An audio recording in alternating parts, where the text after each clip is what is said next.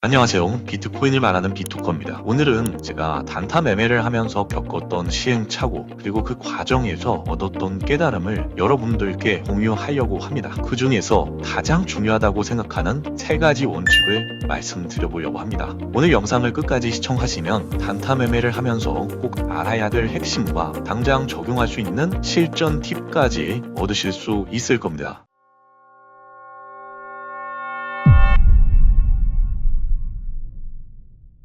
단타를 처음 시작했을 때는 저도 하루에 수십 번씩 매매를 했습니다. 그런데 돌이켜보면 그 매매들 중 정말 근거 없는 진입은 몇 번이나 되었을까요? 결과는 뻔합니다. 손실은 쌓이고 계좌는 점점 망가졌죠. 그래서 가장 먼저 했던 것은 매매 횟수를 줄이는 것이었습니다. 스케일핑과 같은 초단기 트레이딩을 하는 경우를 제외하고는 일반적인 단기 매매를 하신다면 진입 전에 확실한 근거를 마련하고 매매 횟수를 줄이셔야 합니다. 왜냐하면 매매 횟수가 많아질수록 복구 심리로 인해서 외동 매매로 이어질 가능성이 높아질 수밖에 없기 때문입니다. 일반적으로 매매가 많다라는 것은 감정을 가진 사람으로서 계속해서 심리를 다스리면서 갈 수가 없는 법이거든요. 매매가 많으면 결국 수익도 있겠지만 손실이 없을 수가 없죠. 그러면 복구 심리가 발생하기 때문에 결국에 감정이 사로잡히게 되는 뇌동 매매로 이어진다라는 것입니다. 이겨낼 수 있는 방법 첫 번째, 메모장이나 노트를 열고서 진입 근거를 적습니다. 근거를 작성하고 들어간다? 말이 쉽지 정말 어려운 거 압니다. 근데 반드시 해보세요. 정말 달라졌습니다. 매매 횟수의 증가로 인한 부작용은 계좌를 망가뜨립니다. 따라서 내가 자신 있는 자리를 기다리면서 근거 기반의 매매를 하자라는 얘기고요. 매매를 많이 한다고 해서 돈을 많이 버는 게 절대 아니라는 겁니다. 두 번째 원칙,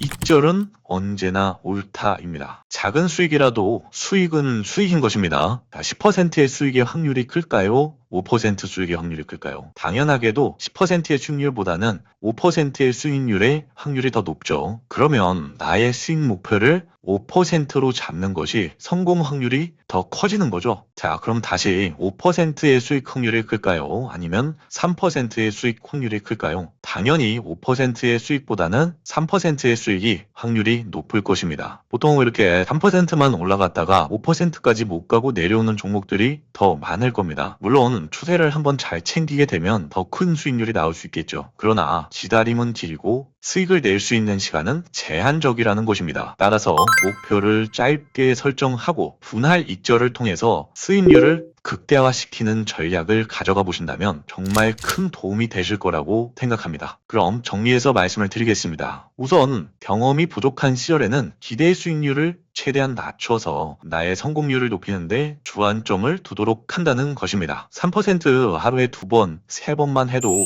5% 가까운 수익이 나오죠. 만약 이런 식으로 수익이 누적이 된다면 한 달에는 50%, 100%, 200% 이상 모이게 되는 겁니다. 경험이 부족한 상태에서 단타로 지속적인 승리를 쟁취한다는 거 불가능한 얘기입니다. 아싸리 내려놓고 시작을 하시라는 얘기입니다. 세 번째 원칙입니다. 리스크 관리를 최우선으로 하라. 단타 매매에서 가장 중요한 건 수익이 아니라 리스크 관리에 있습니다. 리스크 관리가 소홀해진다면 한 번의 실패가 모든 것을 무너뜨릴 수가 있습니다. 리스크 관리는 단타 매매를 넘어서 모든 투자의 가장 중요한 원칙이긴 하죠. 첫 번째, 손절 기준을 철저히 해라. 손실을 빠르게 인정할 줄 알아야 되고요. 여기에서 감정적으로 대응하지 말아야 합니다. 손절이라는 것은 패배라기보다는요, 다음 기회를 위한 준비이자 도약입니다. 계좌를 지키는 최후의 필살기다라는 마음으로 손절의 기준을 설정해두세요. 두 번째, 비중 조절의 중요성. 한 번의 실패가 계좌 전체를 망치지 못하도록 한 종목에서 전체 자금의 5% 혹은 10% 이상을 투자하지 마세요. 또한 계좌를 분산해서 리스크를 최소화할 필요성이 있습니다. 세 번째, 본인의 기준을 만들어야 합니다. 자신만의 기준이 없다면 그것은 내가 뇌동 매매를 하고 있는 건지 남의 매매를 따라하고 있는 건지 기준 자체를 잡을 수가 없습니다. 또한 시장의 모든 움직임을 예측할 수도 없죠. 진입 전에는 언제나 철저한 근거를 확인하고 목표를 설정해야 합니다. 단타 매매는 마라톤이 아닌 스프린트처럼 보이지만 사실 꾸준히 이기기 위해서는